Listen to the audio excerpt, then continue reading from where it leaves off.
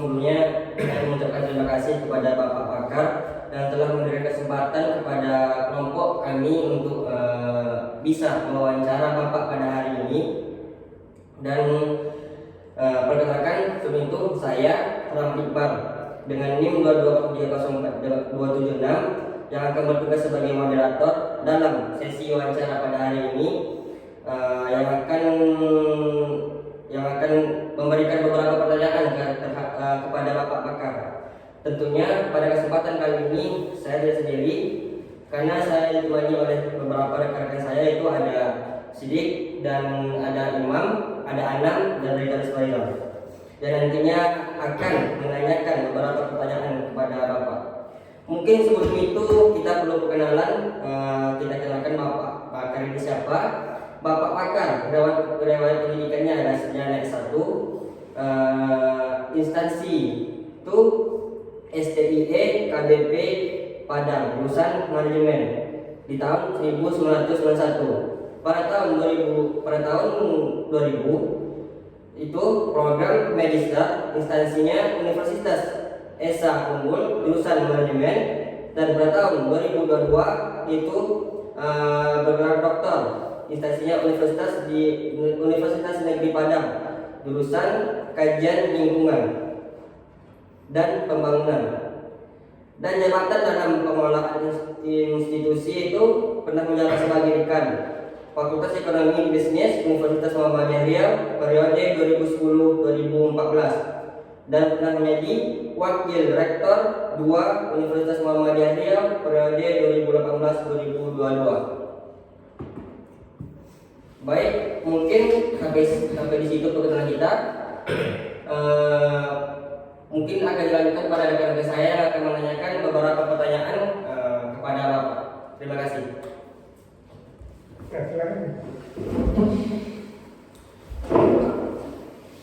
Bagaimana Muhammadiyah menjaga transparansi dalam pengelolaan keuangan organisasinya untuk memastikan akuntabilitas kepada para donatur dan masyarakat umum? Ya, keuangan Muhammadiyah ya, juga termasuk amal usaha Muhammadiyah itu untuk pertanggungjawaban kepada umat ya, supaya transparan. Itu lapornya akan diaudit ya, laporan keuangan itu akan diaudit ya.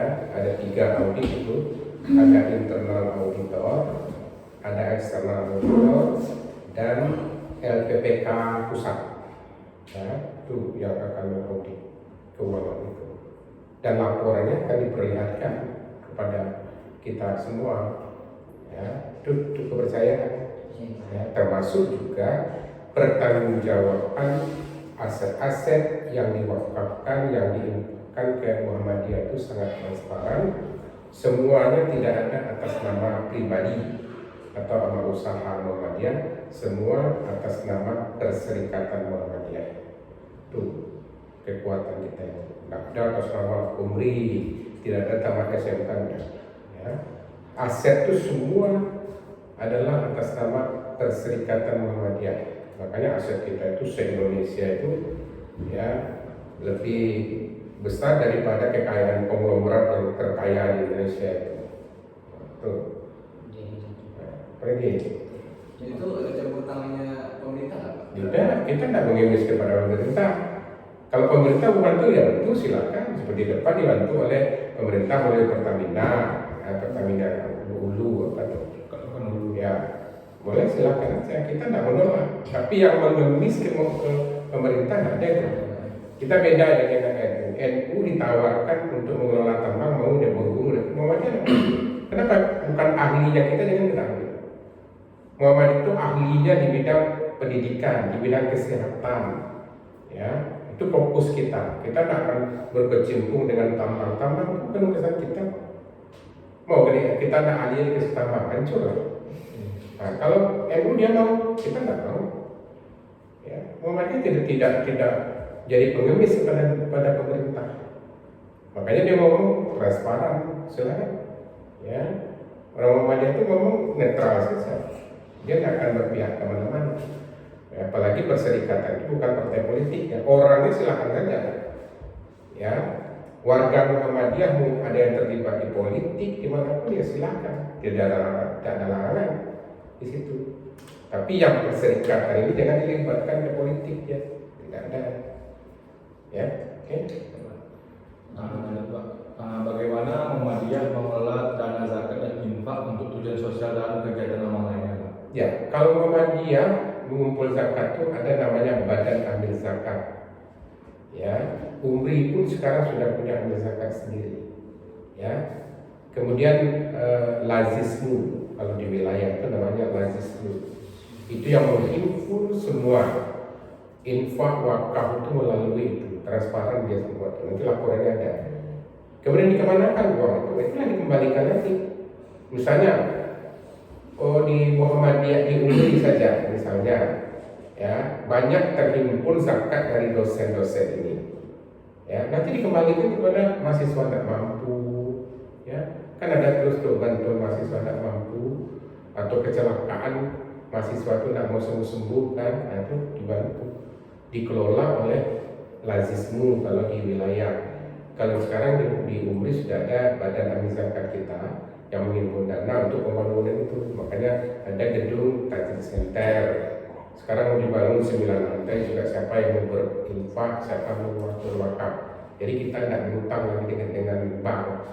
Kita membangun dari pemerhati Muhammadiyah, termasuk orang-orang Muhammadiyah, termasuk masyarakat umum yang bukan orang Muhammadiyah banyak yang menyumbang. Ada orang kaya di toko emas di pasar pusat pun banyak berani dipakai infaknya. Ya, jadi kita memang kita buktikan ya hasil infak wakaf itu untuk apa? Nih bangunannya. Ya, jangan wakaf orang terima kemudian bangunan tidak ada itu. Ya, selalu disampaikan transparansi itu kepada masyarakat. Makanya masyarakat walaupun dia belum orang Muhammadiyah, dia percaya untuk memberikan hartanya untuk Muhammadiyah. Karena kita bertanggung jawabkan untuk itu. Kita yang mengelola Muhammadiyah ini kan tidak selamanya. Ya, kalian pun juga bisa menjadi pimpinan Muhammadiyah, menjadi pimpinan orang usaha Muhammadiyah. Tapi pada saat itu kita menyumbangkan, mengikhlaskan diri kita untuk situ. Jangan kalian ikut terlibat di pemuda, terlibat di amal usaha. Jangan ada gaji, tidak ada gaji di situ. Kita yang menyumbang ke Muhammadiyah itu. Ya, kalian pikir orang pimpinan wilayah itu digaji, tak? Pimpinan daerah kota itu tidak. Ya, semua dia yang menyumbang tiap minggu berapa menyumbang. Yang kaya-kaya itu kan menyumbang ke profesor banyak di situ kan. Itu dia menyumbang. Ya, tidak dibiayai oleh Muhammadiyah. Jangan dianggap dia digaji, tidak, bukan gaji. Satupun orang yang terlibat di perserikatan itu tidak ada gaji. Nah, itulah gunanya amal usaha ini, nanti ada ketentuannya itu. Misalnya Umri ke wilayah itu menyumbang 1,5% dari pendapatan tahunnya. Gunanya bagi perserikatan apa? Itulah dia turun pembinaan dakwahnya ke daerah, mungkin ke daerah-daerah terpencil yang agamanya tidak jelas kan ada tuh di daerah Asia kan itu. Nah, itu dana yang kan. Selain sumbang pribadi beliau, pimpinan wilayah itu di rapat-rapat itu kumpul. Ya, jadi uang yang dari amal usaha yang dimasukkan ke situ itu semua digunakan untuk dakwah lagi. Tapi teratur, ada ketentuan dari pusat semua. Sumbang-sumbang itu ada ketentuannya. Ya, itu digunakan kembali untuk dakwah perserikatan. Itu kan. Oke. Bagaimana Muhammadiyah menjaga transparansi dalam pengelolaan keuangan organisasinya untuk memastikan akuntabilitas kepada para donatur dan masyarakat umum? Ya, kita laporannya kan ada. Tadi udah jawab, laporannya semua ada. Keuangan kita itu audit ya oleh LPPK wilayah, namanya ada eksternal audit, ya, ada internal audit. Ya.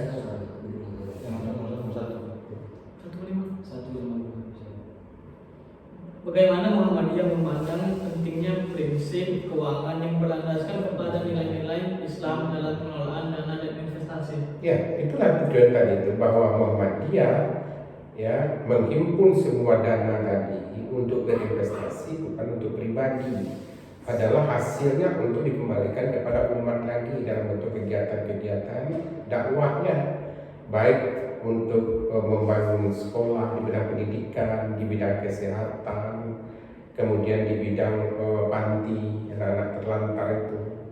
Ya, jadi keuntungan investasi itu bukan diambil untuk pribadi, adalah diputarkan kembali untuk umat. Misalnya sekarang kalian jadi orang kaya ini kan, kemudian berinfak ke Muhammadiyah, terkumpul di Muhammadiyah, dibangunnya sekolah. Nah, sekolah dibangun itu nanti ada untuk orang miskinnya sekian, untuk ini sekian, itu kontribusinya. Selain dana untuk pengelolaan amal usaha itu, makanya kita tidak cari untung. Umri ini tidak cari untung. Umri ini bisa membiayai kalian bayar kuliah, kemudian digunakan untuk aktivitas kalian itu kan semua. Sisanya itu nanti itulah yang dibangunkan kembali untuk investasi baru, gedung baru, kemudian disumbangkan nanti di perserikatan, untuk dakwah perserikatan, disumbangkan ke pusat. Itu ada aturannya semua. Nah, sisanya itu kita gunakan investasi lagi kayak umri ini. Nanti kita buatkan programnya, ya. Makanya ada sekarang itu program, misalnya program Hafiz Quran, kita carikan dana kurang nanti ambil lagi dari umri, subsidi seperti itu. Jadi semua investasi kita itu bukan bicara profit oriented, adalah sosial oriented, hanya untuk kepentingan umat kembali. Ya, tidak ada keuntungan pribadi, tidak ada. Ya, siapa pemilik Muhammadiyah itu ya pusat. Pimpinan wilayah, pemilik pengelola wilayah ada. Ya, yang mengawasi untuk wilayah ini ada pimpinan wilayah namanya Muhammadiyah. Oh, di daerah ada juga, di kota ada juga namanya PDM. Oh, di cabang ranting juga ada. Cabang ranting itu juga ada punya sekolah, ya, tapi tidak pribadi punya. Ya, kalau kalian misalnya sekarang punya lahan, Pak, saya bikin sekolah atas nama Muhammadiyah, silakan. Tapi ikut aturan itu, ya, bahwa sekolah itu bukan kepemilikan pribadi. Berarti tanahnya diwakafkan ke Muhammadiyah, kita bangun untuk sekolah, hasilnya untuk umat lagi. Nah, itulah yang makanya Muhammadiyah itu sampai ke luar negeri itu kan kayak gitu. Sama beli tanah kita di Australia itu, Umbi ikut nyumbang. Seluruh perguruan tinggi kita itu nyumbang, seluruh usaha kita itu nyumbang bangun di Australia pendidikan. Ya, ini di Filipina juga membangun Universitas Muhammadiyah juga, ya kan? Nah, di Malaysia kan sudah ada Universitas Muhammadiyah Malaysia, sudah ada. Saya sudah pernah ke situ. Ya. Oke. Nah, tadi kan Bapak bilang Muhammadiyah menarik keuangannya dari BSI kan? Iya. Nah, dari sini kan Muhammadiyah kan sudah memenuhi syarat Pak untuk membangun bank itu. Kenapa dari Muhammadiyah sendiri bikin bank sendiri Pak? Sebetulnya bukan nggak mau, ya kita harus profesional. Ya, kan kita tidak bidang kita, ya tidak usah kita kelola. Ya, makanya profesional kita itu bidang apa? Pendidikan, kesehatan, fokus itu. Ya, makanya kita serahkan kerjasama dengan bank-bank dalam negeri. Ini kan untuk berbagi saja sebetulnya. So dana itu diputarkan lagi kepada masyarakat UMKM terutama sekali dalam negeri. Jangan uang itu kita punya dana 12 triliun dijaminkan untuk utang ke luar negeri. Ya, itu kan keliru tuh. Uangnya tuh semutannya di dalam. Saya setuju prinsip Muhammadiyah seperti itu. Ditarik semua dari BSI itu. Ya, apa perlu ada hubungannya, kecuali ya BRI itu memang untuk pelayanan kita. Karena masyarakat kita itu, mahasiswa kita dari daerah itu membantu mahasiswa. Tapi uang kita kan tidak banyak di sini. Kita tidak ada minjam ke BRI. Hanya nyimpan anak-anak store, mahasiswa store ke situ. Ya, nanti kan kita tarik lagi. Hanya penampungan di situ. Ya. Makanya itu dasarnya kita tidak mau Muhammadiyah itu kenapa menarik dana itu, karena kita tidak mau dana kita itu lari keluar. Harusnya mutarnya di dalam, sehingga ekonomi itu bergerak, ekonomi umat itu bergerak ya. Ya, mau lari kemana dia nanti oleh pemerintah, mutarnya di umat di sini, bukan lagi ke daerah, lagi ke negara lain. Itu dia ada perjanjian sama BSI nggak? Nah itu kan setelah dipelajari berikut, ya, setelah dia bergabung jadi BSI, dulu kan nggak BSI, dulu BNI Syariah. Kita dulu kerjasamanya kan dengan BNI Syariah, kemudian merger jadi BSI. Ya, salah satunya termasuk BNI tadi gabung ke BSI. Kan sekarang asetnya semakin besar. Nah, semakin besar aset itu, semakin besarlah jaminan utang yang dibuat oleh pemerintah. Ya, ke luar negeri. Makanya utang kita itu kan sudah lebih dari 3.000 triliun. Coba bayangkan itu. Apa yang menjaminnya? Obligasi yang diterbitkan oleh negara. Siapa? Negara itu ya BUMN tadi. Yang menerbitkan surat pengakuan hutang itu kan BUMN. Ya. Artinya kita membayar bunga tiap bulan itu kan uang kita lari keluar. Jadi katakan capital outflow itu kan itu. Lari keluar bukan dalam negeri. Makanya pokoknya tidak ada hutang keluar. Misalnya ya, kalau Bank Riau Kepri tidak ada, dia mutar uang di Riau. Uang kita banyak sekarang di Riau Kepri itu. Ya mutarnya untuk masyarakat Riau. Ya, ini minjam, UMKM-nya bergerak seperti itu. Ya. Oke. Baik. Pertanyaan selanjutnya dari saya, Pak. Apa pandangan Muhammadiyah tentang pentingnya pendidikan keuangan Islam di kalangan anggotanya untuk meningkatkan kesadaran dan pemahaman tentang pengelolaan keuangan yang sesuai dengan nilai-nilai agama? Iya, kita kan sebetulnya kenapa kita fokus sebetulnya untuk ekonomi syariah, makanya kita sampai buat jurusan perbankan syariah itu. Kita ingin menjalankan sistem ekonomi kita itu adalah sistem ekonomi Islam, ya, bukan berbicara dengan bunga dan bunga itu. Ya, kalau kita bicara ekonomi Islam, otomatis kita bicara dalam bentuk bagi hasil. Ya, bagi hasil itu seharusnya semakin besar keuntungan, semakin besar pula kewajiban pemerintah. Sekarang kan dipatok semua tuh. Ya, untung Anda bayar sekian. Makanya perhatian kita ingin sebetulnya syariah itu betul-betul jalan syariah. Ya, sekarang kan belum jalan syariah, namanya syariah baru.